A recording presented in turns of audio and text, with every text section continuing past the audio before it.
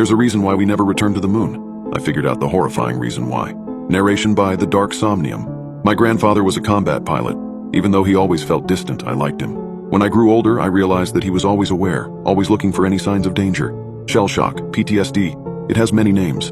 My mother told me that he didn't used to be like that he changed when he came back from Vietnam. My grandpa's profession was likely the reason why I was obsessed with space, astronauts, planes, and pilots. We used to talk about it when we were together. He was a really skilled and high-ranking officer in the Army, and he knew some people, even a couple of really well-known astronauts. When I once asked him if he met anyone who went to the moon, he simply replied, "Don't ever talk to me about the moon, boy. It's a dark and evil place." He died back in 2004 from natural causes. About 2 months ago, we decided to renovate my grandparents' old house. While clearing out the attic, I found an old metallic box. In the box, there was a number of things which, as I assumed, belonged to my grandfather. There was a military medal, a stack of papers, and an old picture of my grandfather and 2 other men I didn't recognize. My grandpa looked around 40, so I assumed that the picture was taken in the 70s. All of them were wearing spacesuits, and the scene was a typical backdrop used by NASA, but the logo was missing, only a blank monochrome background. The mission patch was titled Dawnbreaker. I didn't understand anything. My grandfather was an astronaut? Why did he never tell anyone about this? Dawnbreaker? I never heard about such mission. It must have been covered up really well. But why? I found the answers in the papers on the bottom of the box.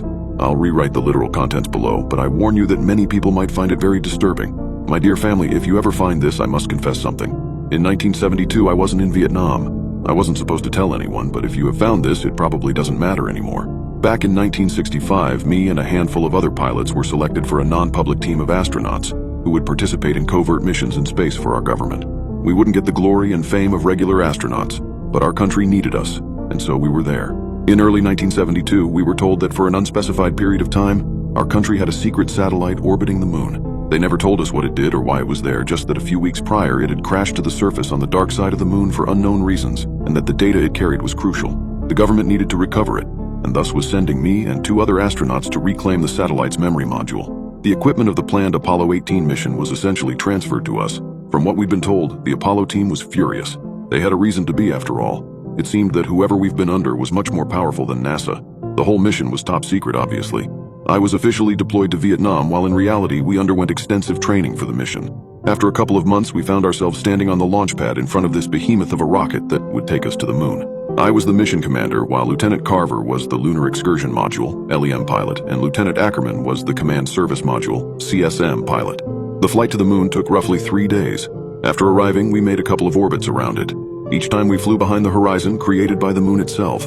I felt a bit of helplessness when our communication to the whole world went dark, as the signal got obscured by the spherical mass of rock and dust below us.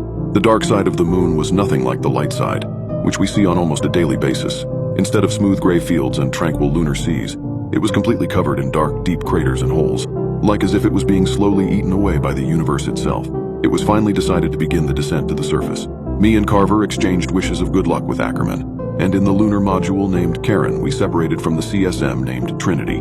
After we announced Karen has touched down, our response wasn't cheers and applause, but just mere, "This is Trinity, congratulations Karen, I'll relay the news on the other side. Be safe out there, pals."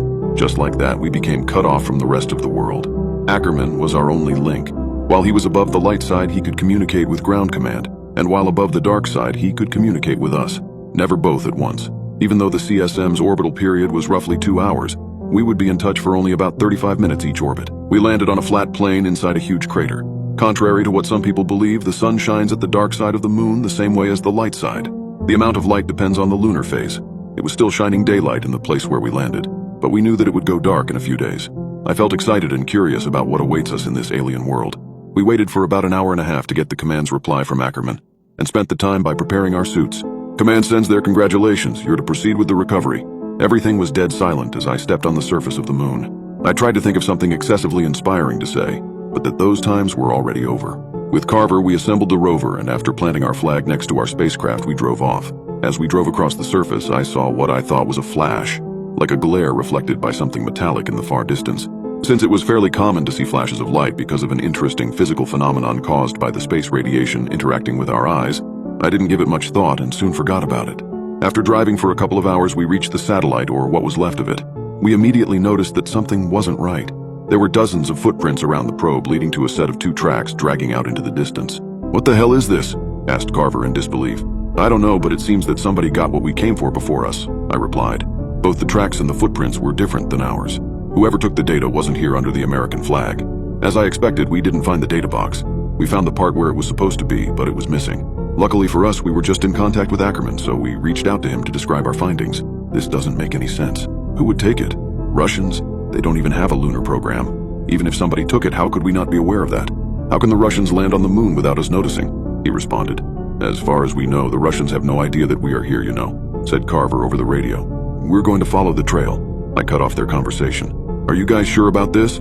Asked Ackerman. Hell, I'm not sure about this. We're clearly missing something here, but I'll do as you say, Cap, responded Carver. Yes, if whatever was on that probe was so important for two countries to send people here to retrieve it, we have to find out what happened to it, I replied. Copy that, Karen. I'll relay your whereabouts to command as soon as I can. Be careful out there. Our oxygen was about at half capacity now, but we moved on with hopes of solving this mystery. It wasn't long until I saw something in the distance. As we got closer, I realized that it was a spacecraft.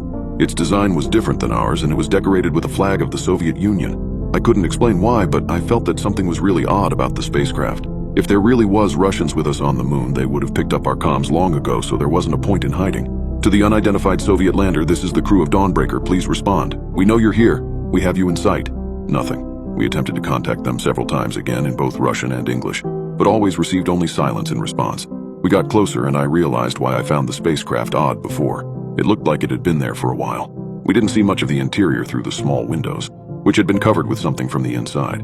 Our air is running low and I don't like this, Miller. We should really head back now, said Carver with clear uneasiness in his voice. I know, but we have to find out what's going on here. It took some time until we figured out a way to open the airlock. No one was home. The inside was a mess. The interior was splattered with brownish red fluid, presumably contents of one of the many opened food packages lying on the floor. Or was it? No. I quickly pushed that thought out of my head. It was a two-seater craft. There was a small amount of leftover supplies and samples, but no signs of the satellite's black box. There was a spacesuit hanged on the wall near the airlock. 2 occupants and 1 spacesuit with a clearly missing name tag. We both quickly realized that the other one must still be out there somewhere, along with its occupant. At this point, we were really low on oxygen, so we rushed to get back to our spacecraft. As we reached Karen with the last bits of oxygen in our suits, I realized something. Tell me, Carver, was it just me or did we not pass the wreckage on our way back? I asked. Fuck, don't even mention it. It wasn't there, that's right. We shared our